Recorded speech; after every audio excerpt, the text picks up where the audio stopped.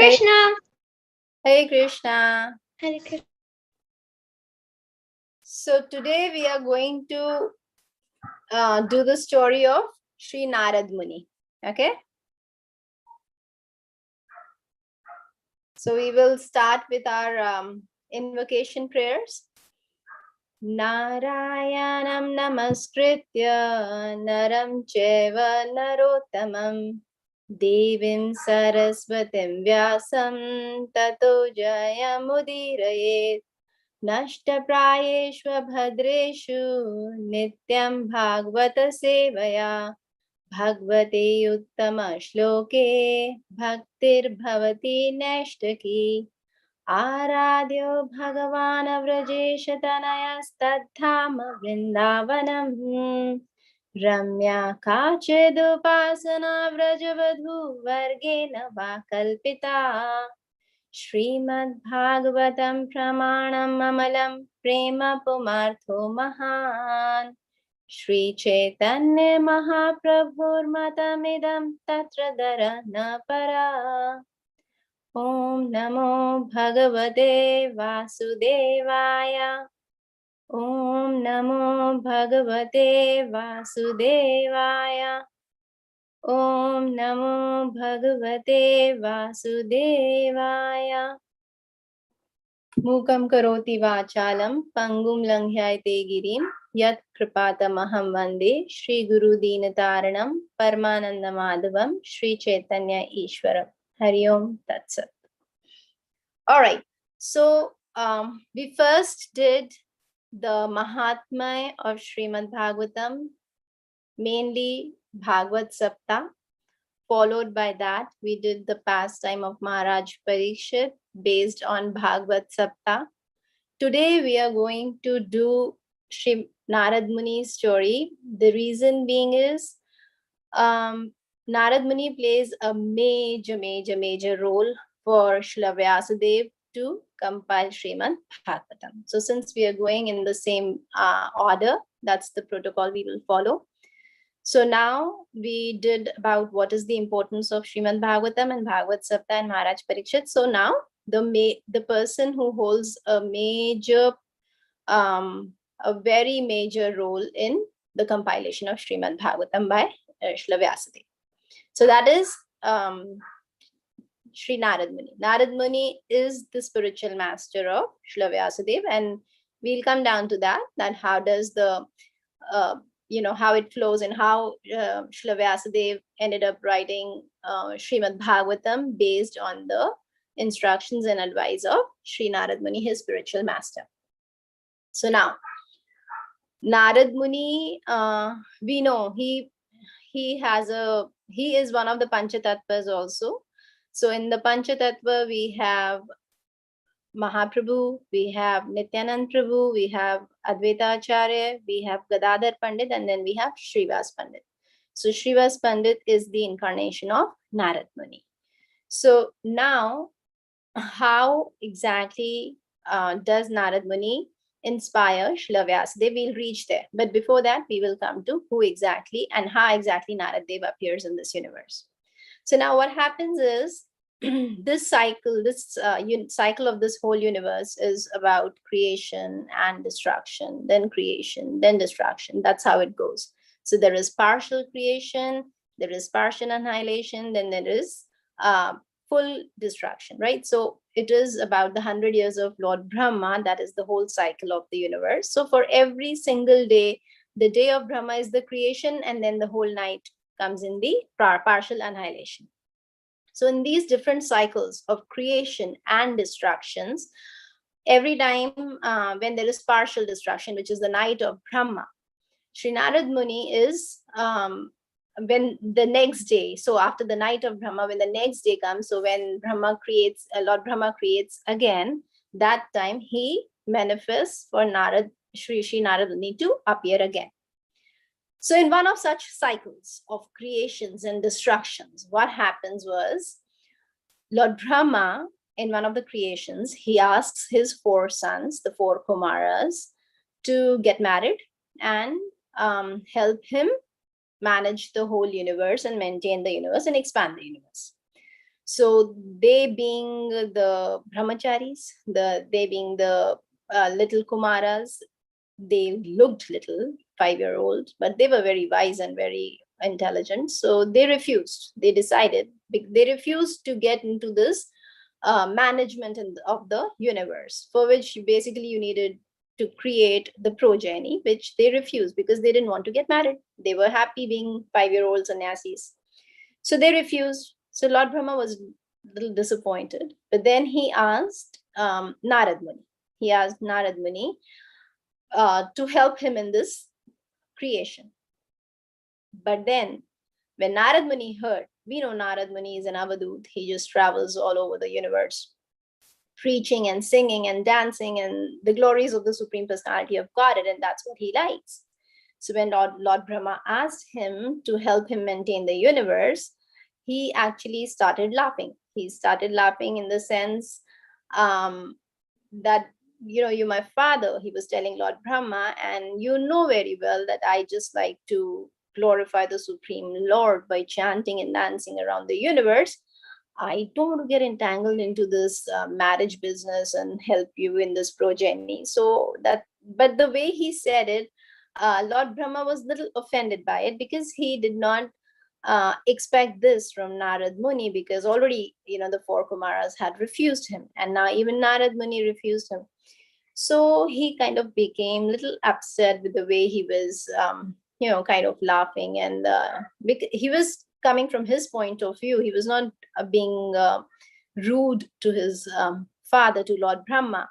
But he was laughing that, what now? I mean, my father knows that I'm not this material and I'm not into marriage and progeny and creation. And he knows I'm an avadut. I just want to travel. So why is he even asking me to do this?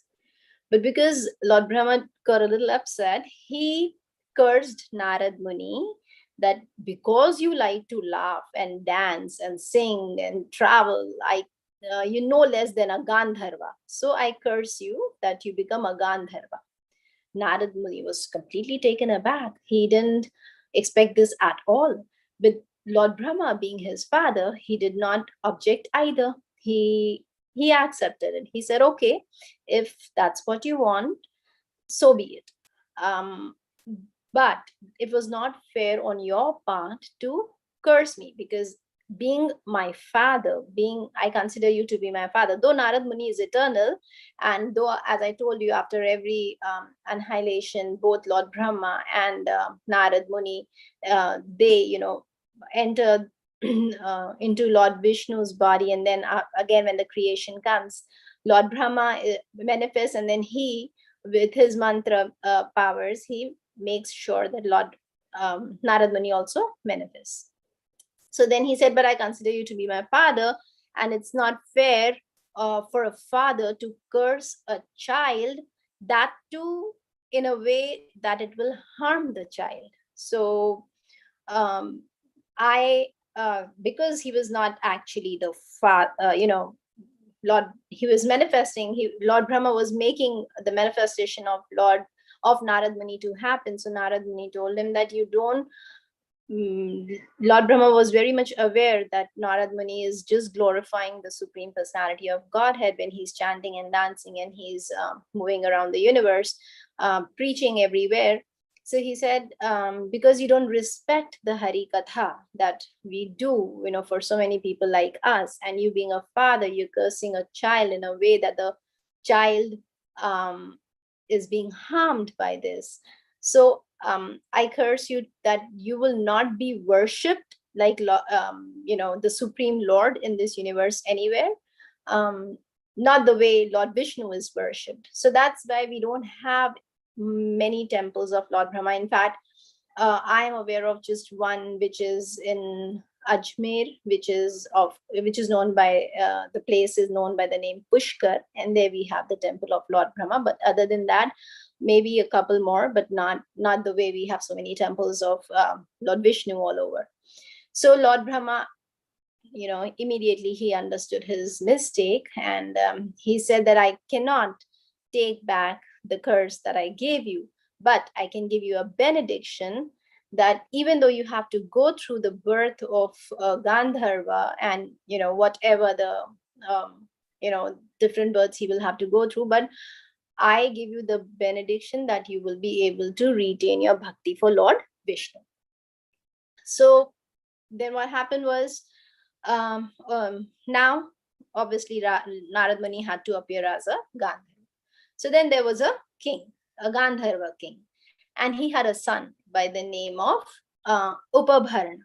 Okay, now this Upabharana, he had a very nice voice, melodious. In fact, wherever there was any get together for Hari Katha, he was invited by all the demigods to sing the glories of the Supreme Lord.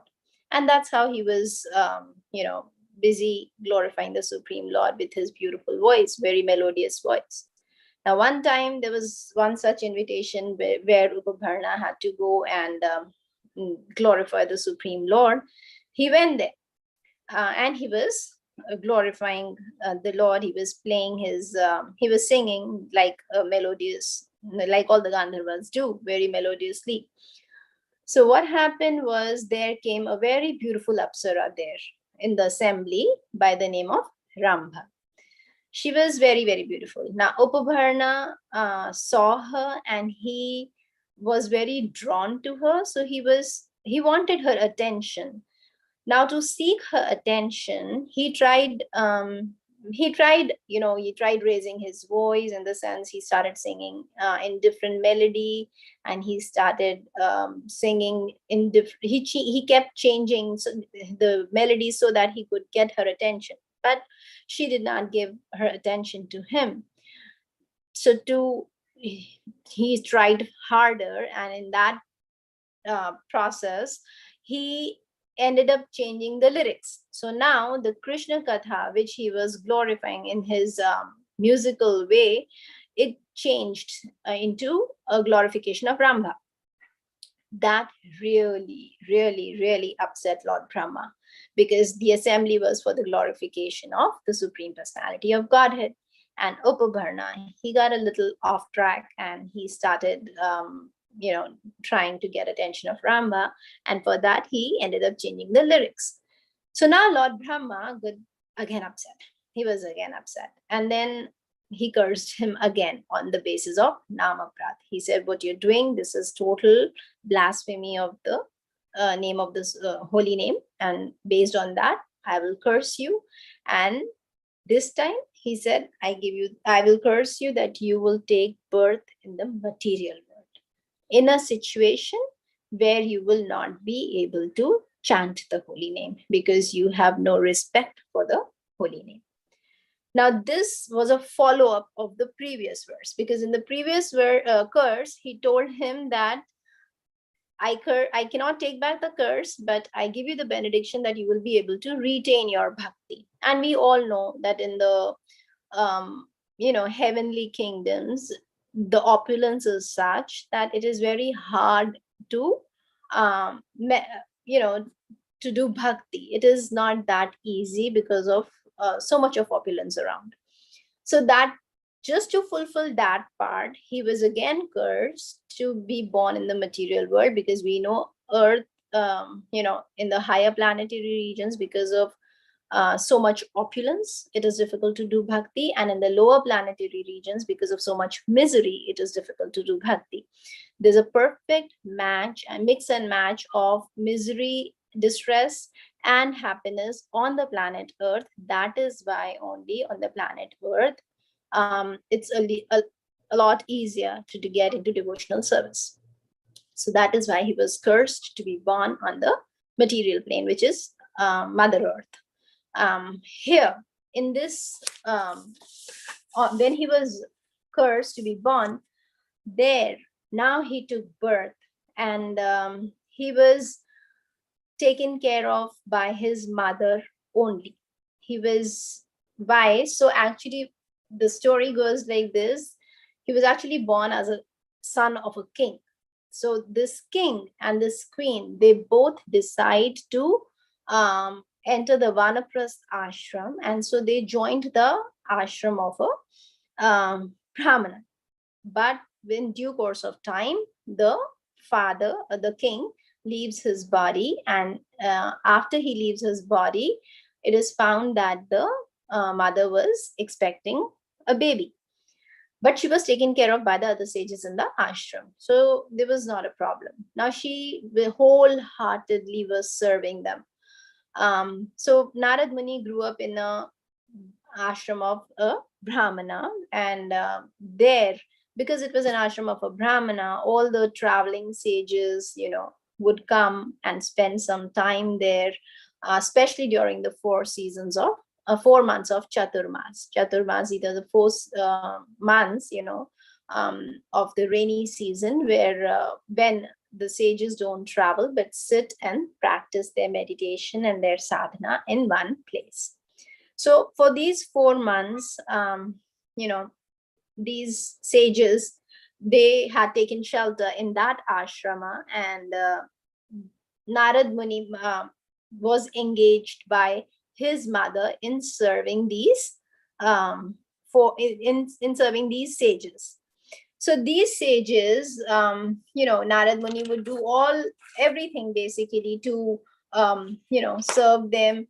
Um, they and because of the service that he was doing to them without any expectation, but he was receiving so many blessings from them, and he understood so much. He actually, just by serving them prasadam, washing their clothes, washing their dishes, um, you know, because he was all the time surrounded by these sages, he was listening to their talks and everything. Just by observing, just by watching, he understood a lot. He understood by this holy contact that, um, there was no they were not teaching him as in giving him some instructions or anything. He was just observing and hearing.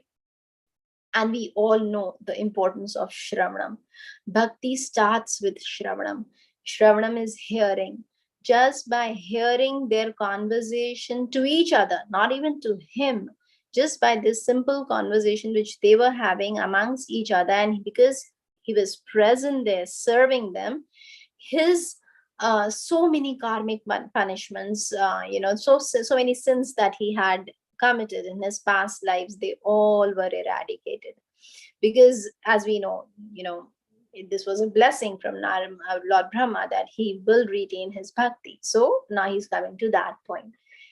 By serving them, by listening to the Krishna Katha that they were discussing, he started becoming more and more interested in these spiritual talks.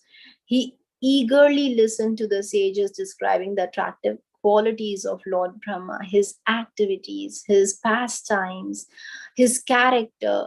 And with each telling, he became more and more attracted to this Krishna Katha.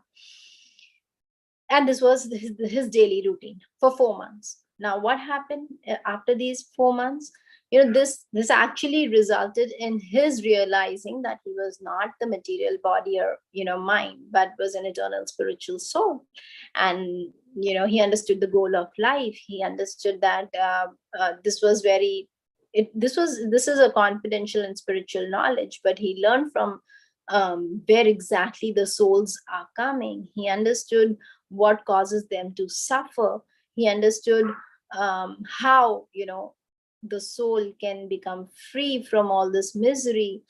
He discovered that because he understood that he's an eternal soul, so he understood that the soul has an eternal relationship with the Supreme Personality of Godhead, and at the present moment it is dormant, and by serving him only can it be revived. So all these things, he understood that where God dwells, how he acts, how Narada is supposed to serve him. So all this by, and then when they were about to leave, just once, when the sages were about to leave at the end of the rainy season, once by their permission, he honored the remnants, the prasadam, the leftover food, the eatables that that obviously was served to them by Narad Muni only. And by this boy who ends up becoming Narad Muni later. So then reviving his original constitution. So just once, he ended up doing that. And at the end of the rainy and the autumn seasons, these holy men, they bid farewell to this boy and his mother, and they left. Now, one fine day, after these sages had left, um, Narad Muni was, this boy actually was in his cottage and was waiting for his mother to come back. The mother had gone in the field, across the ashram. There was a cow shed, and she had gone there to milk the cow so that she could bring back the milk to the house. Now, between the cottage and the milk, the cow shed, there was a distance which was very dark at night, because they were living in the forest actually. So it was dark at night, and this was the evening time when this happened, when she went. So while coming back, it got dark, and she could not see that there was a snake around her foot when she was coming back. And this snake actually bit her. Now it bit her, and she understood that something had happened. And when she actually tried to remove the snake, but by the time she did that, she successfully removed the snake. It flew and flung it in the air. But by the time she was about to reach, she was hoping that she would make it to the cottage, but the poison of the snake didn't allow her. She helplessly collapsed suddenly in between the way of cottage and the cow shed. And um, she understood that she would not be able to make it. And then she left. Narad Muni, this boy was really worried. And then he kept thinking what happened. And then when he went out to check on his mother, he found her dead on the ground. And he was thinking that now, but because he had had the spiritual experience with the sages, he had matured a lot. He took this as a blessing. uh, he was quite helpless initially. He was feeling very, obviously, sad and morose. He was very, very sad, because he was separated from his mother. There was nobody who would take care of him.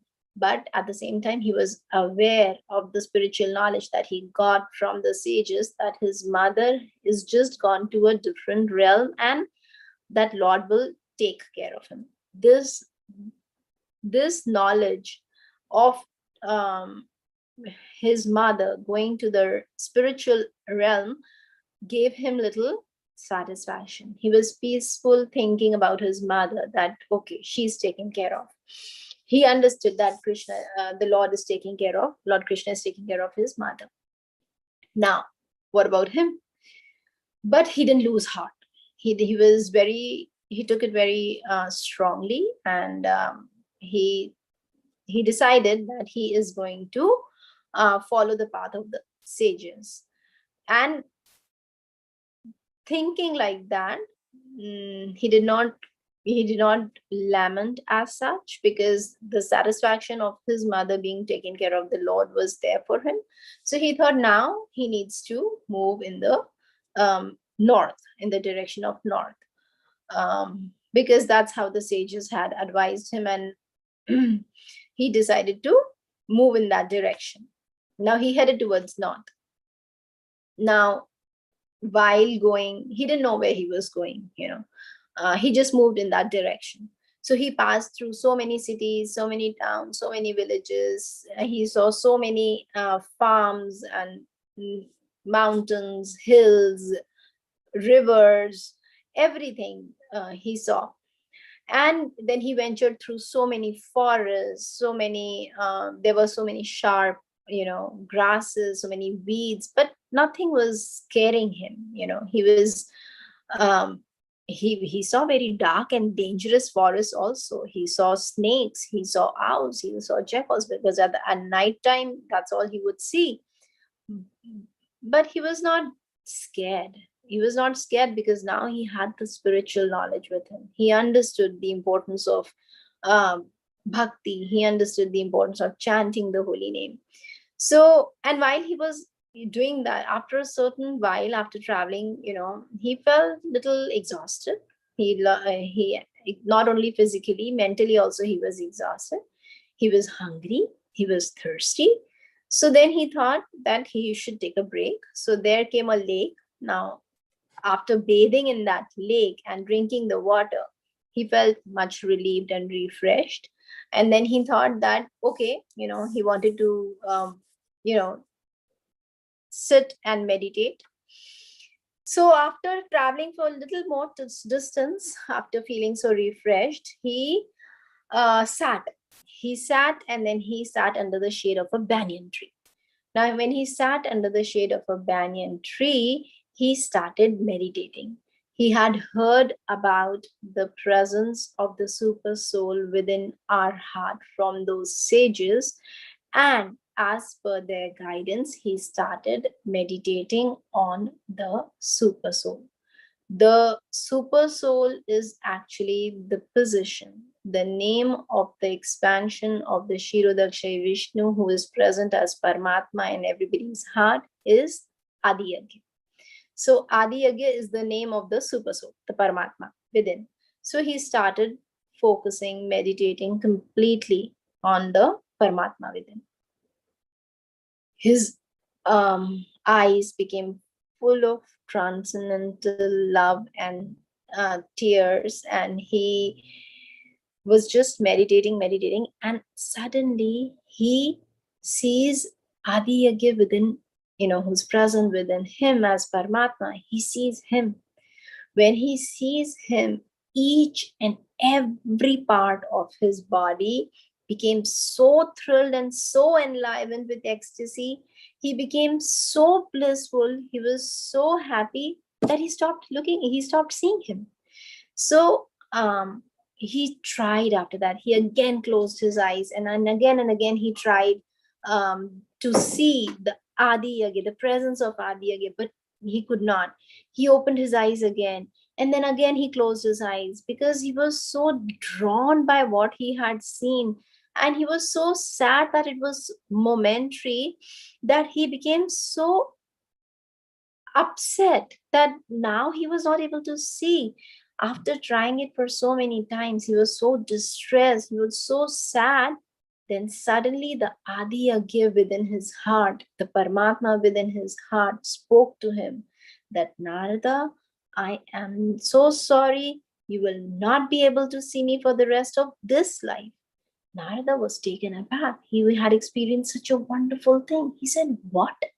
So then Adi Yagya said, no, not now. You cannot see me. He said, but why? So he said, because you're still not complete in your bhakti, in your devotion. So Narad Muni asked him, incomplete? So he said, yes. So then why did you show yourself to me earlier?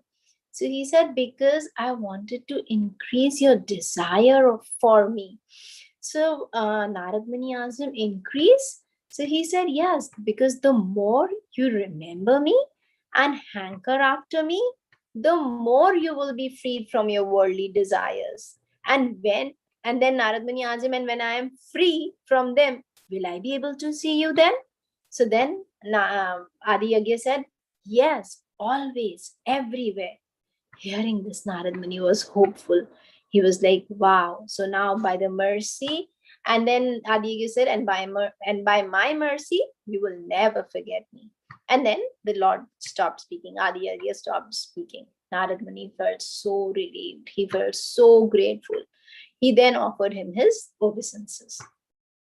And then from that time on, Narad Muni remembered and chanted the Lord's name and glories regularly. For now he understood how much beneficial these practices were. He continued traveling all over the world. He was fully satisfied. He was humble. He was content. And then at the end of his life as this little boy, he was free from all materialistic desires and karma. And then the Lord awarded him a transcendental body, which is eternally knowledgeable and blissful, and which enables one to see the Supreme Lord always. This was promised by the Supreme Lord, that he would be able to see Lord everywhere and all the time. So that was the benediction which came true. And then after many, many years, when the day of Brahma ended, when the night came, the world was destroyed, and Narad Muni, this little boy, along with Brahma, they entered into the Supreme Lord's body, and then they remained there in their divine consciousness. And then when again the night was over and Lord Brahma awoke, he once more created the world, and he made the manifestation of Narad Muni happen. And then Narad Muni appeared from Brahma's body, and in the same transcendental form,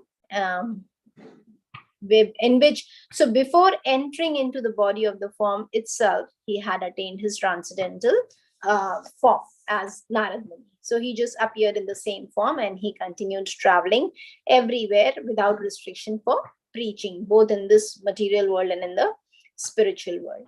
So we know that Narad Muni travels, and he always sings the glories of the Lord, and he plays the devotional music on his veena. So this veena, which is the instrument which Sri Narada plays, this instrument is also given by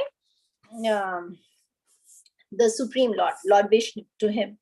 And this is how Lord Narad Muni, this is how Lord Narad Muni comes from Lord Brahma, and then he's traveling all over the world and practicing and preaching the glories of the Supreme Personality of Godhead. Now, so this is the appearance of Lord Brahma. Now Narad Muni plays a very significant role in the compilation of Shrimad Bhagwatam. So, there are many, like Prahalad Maharaj, Dhruv Maharaj. So Narad Muni is the spiritual master of many exalted devotees. And we all know that how he has directed the lives of such exalted devotees towards the Supreme Personality of Godhead. He happens to be the spiritual master of Vyasadeva also. Vyasadeva is none other than the literary incarnation of the Supreme Personality of Godhead, and he is the one who has compiled these various scriptures. So one time when Vyasadeva was sitting on the bank of Ganges and was wondering, he was very sad and morose, and he was thinking that he was feeling very incomplete. He was not happy he was confused, because he had compiled all these Vedas and all the scriptures, but there was something which was missing, and he could understand that there's something that is not making him happy, but he was not able to figure out what it was. He understood there's some problem. He understood that much, but what was the problem was something that he was not able to figure out. So when he was just sitting and meditating and thinking, so then Narad Muni appears there. And when Narad Muni appears, Narad Muni asks him, in fact, he asks Narad Muni, he greets his spiritual master, and then the spiritual master tells him, asks him, how are you doing and everything. So he confesses it to his spiritual master that even though I have written all these scriptures, even though I have done what is necessary, but I feel very incomplete. I feel that something is missing. Can you please guide me? What is it that is bothering me so much? So then Narad Muni asks him about all his literary work, and then he tells him the only reason why you're feeling so incomplete is because you have not glorified the Supreme Personality of Godhead enough. You've done it in bits and pieces, but there is no full glorification of the Supreme Personality of Godhead. And the purpose of Vedas is to know the Supreme Personality of Godhead. So the purpose is not fulfilled yet, because you have not written anything about the Supreme Lord only. So there has to be some compilation where you glorify the Supreme Personality of Godhead. Hearing this, Vyasadeva, he paid his Danvat Pranam to him, and he agrees to it, and he started working on it. And that's how Shrimad Bhagwatam came into being for people like us, so that we can know about the glories of the Supreme Personality of Godhead. Vyasadeva himself is literally incarnation of the Lord, so he doesn't need all this. But it was only for us, only and only so that we can learn to glorify the Supreme Personality of Godhead in the right mood and in the right direction, in the right context. So that is why this Srimad Bhagavad, and Narad Muni is the only one who is behind it, because Srila Vyasadeva otherwise had given everything else. But only by the instructions, under the instructions of his spiritual master, he compiled Srimad Bhagavatam for people like us. Now, coming back to the progeny part, once so happened was, there are many, many stories about Narad Muni, one of them, we're going to talk about one more, which is about, one time, like Lord Brahma had asked the four Kumaras to help him maintain the world, and they refused because they chose the celibate life. They wanted to be little Kumaras for the rest of their life. Then he asked Narad Muni to do the same, but Narad Muni refused to because he just wanted to travel and preach. So now one time, Lord Brahma asked Daksha Prajapati to help him manage this universe by creating project. So Daksha Prajapati agreed. Now, he did a lot of tapasya for a very long time till, the whole purification happened. And then by the mercy of the Lord, to help his father, he begot 10,000 sons. Now, these 10,000 sons, while they were growing up, they all were, because if you want to have a nice king, you have to give them the right training from the very beginning. That's how the kings go to Gurukul and learn everything. It's not only then they are taught how to do, the hunting part, the role of a Kshatriya, so that they become strong, and they know how to protect the Praja. So these 10,000 sons to begin with were also sent to do tapasya, because tapasya is austerity. It is austerity. It is something, some turbulation that you take up willfully to make your will strong. So they went for tapasya. While they were doing tapasya, for so many years, just so that they are very strong in their determination and everything else, self-control and everything else, because that's very much required by a perfect ruler.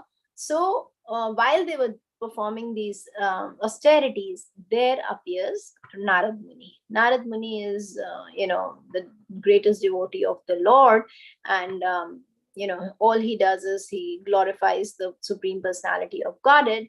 So when he came there and he asked these 10,000 sons of Daksh Prajapati as to what were they doing. So they told Narad Muni that, our father, he's asked us to manage the universal affairs, and for that we are preparing ourselves to do that by performing these austerities, by which we can learn, develop different qualities that a ruler must have. So Narad Muni started preaching them. He said, this is very nice, but do you understand that all this is very temporary? He said, there's no fault of Narad Muni when he's doing all this, because Narad Muni is an eternal servant of the Lord, and his job, he is the greatest devotee, and his job is to glorify the Lord, and that's exactly what he was doing. He started explaining them the temporary nature of this material world. And by understanding this, and then by understanding the temporary nature of the material world, and by understanding how important it is to engage in the eternal activities of the Lord, they were so convinced that they gave up their tapasya and started engaging in the devotional activities. They were very learned, about they were very knowledgeable, and they were so convinced by what Narad Muni said, because that is the only truth, the supreme truth. And then they gave up the whole idea of becoming the rulers. When Daksh Prajapati came to know that now all his 10,000 sons are becoming sannyasis, he was very sad. But he didn't say much. He didn't say anything to Narad Muni. Internally, he was very sorrowful. So then he decided, because that was an order from his father also. So he had to help him create the progeny. So he decided to have 1,000 more sons. Now, when he had these 1,000 sons, they also followed the path of their older brothers. Again, Narad Muni came when they were doing tapasya. And then Narad Muni said, Narad Muni, he did the same with them. And then Narad Muni, when he came to Daksh Prajapati's place, and he asked him, why was he sad? So Daksh Prajapati said that it's because of you that all my 11,000 sons have now taken up sannyas.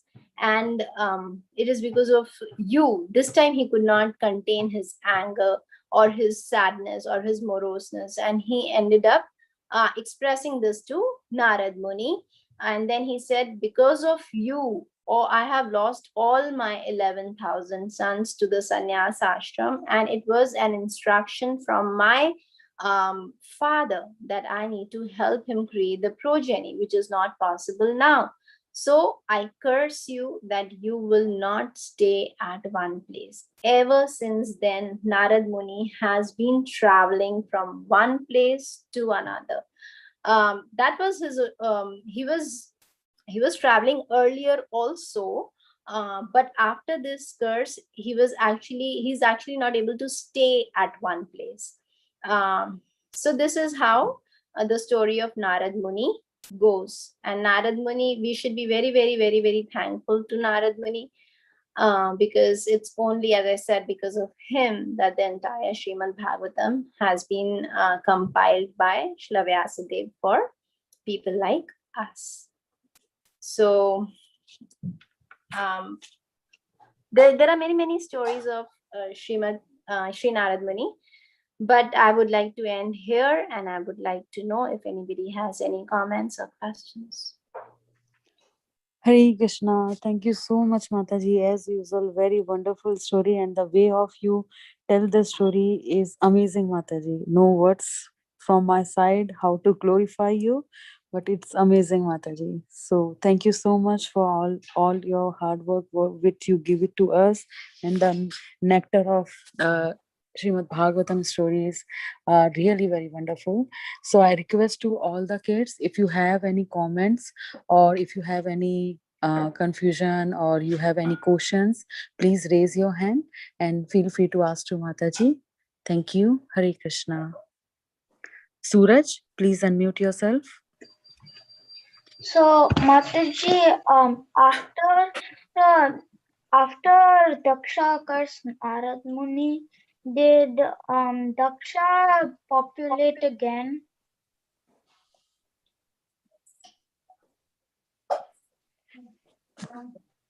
I didn't get you. What was your question? Okay, so after Daksha cursed Narad Muni, did he get like more sons? Okay. So Daksh Prajapati, he is playing the role of a Prajapati. So that is his duty to have more children so that he can help Lord Brahma to expand the creation. Mataji, also the 11,000 sons that Daksha had, like what? Who are they? Like, what did they become? I know they all became sannyasis. They took the part of they took the role of a sannyasi. So they became some great Rishi or... Yeah, they all were great saints. They all were great saints. So okay. Thank you, Suraj. Krishna Chaitanya. This is Ramachandra. So Okay. Mataji, so you were saying like the disciples of Narad Muni. I also remember two disciples. One Ratnakar or Valmiki, you can say Valmiki, and the other one I forgot the name. It starts with a K. He was like a man. Like what happened is that Narad told that, do you want to take up Krishna consciousness? He said, no, as a child, I have studies to do. Then he comes again after some time. And what happens is that he was a man. Like he said, no, I don't. Narad said again, do you want to take up Krishna consciousness? But he says, no, I have jobs. So he said, okay. And then then Narad comes to after some time. And then now he's an old man. Then Narad says, will you now at least take the Krishna consciousness process? He says, no, I have to take care of my grandchildren. And then after some time, he comes again. He left his life and became a dog at that same house. Mhm. So Narad says, will you take the parts of Krishna consciousness? He says, no, my sons are lazy, so I have to guard the house. So Narad says, I'll come again. After some time he comes again. He left the dog body. Now he's a snake. And then Narad says, will you take up the Krishna conscious process now? He says, no. There's a treasure under the fields and my sons won't protect it, so I better protect it, and also the crops from other animals. So Narad had enough of this. He said no too many times. He said, I'm going to give him a lesson. So he brings the snake sons for before. So he says, there's a snake in your fields. Oh, the sons are angry. Now they're beating him up, and then he's saying, no, I'm your father, and then they don't hear us. So then Narad is going, and then she said, I'll take out the Krishna conscious process. Wow. Thank you for sharing this. This was nice. So see, we can learn a lot. We can, and this is actually mercy of the Supreme Personality of Godhead. And the mercy of Sri Narad Muni, despite so many lifetimes, he did not give up on that disciple. So that's amazing. I remember the name is Kailash. I see. Thank you. Thank you so much for sharing that, Krishna Chaitanya. Ramachandra. Okay. Thank you, Ramachandra. Charitra? Charitra, are you there? I don't have a question. You don't have question? Okay. So Manhar and Myra, if you have any question, you have to ask to Mother. I don't have any question. Okay, Myra. I don't have any question. I just wanted to say two things. Like the first thing is I have heard like the second story, and I know two other disciples of Narad Muni, Prahlad Maharaj and Dhruv Maharaj. True. Yes, thank you. Thank you so much. Okay. Thank you so much, Mataji. So if you allow, we have to wind up, or you have to say something, Mataji, you can do it, because there is no more question answer. No, thank you so much. This was very nice. Thank you for giving me a chance to serve. No, Mataji, it's our pleasure. You come here and we listen a very, very nectarian stories from Shrimad Bhagwatam. So it's our pleasure, Mataji. Thank you so But much. that's very nice. I'm very happy to see so many enthusiastic children there. Thank you. Thank you, children. Thank you, kids. Thank you so much. Thank you so much, Mataji. So we have to wind up, Mataji? Sure.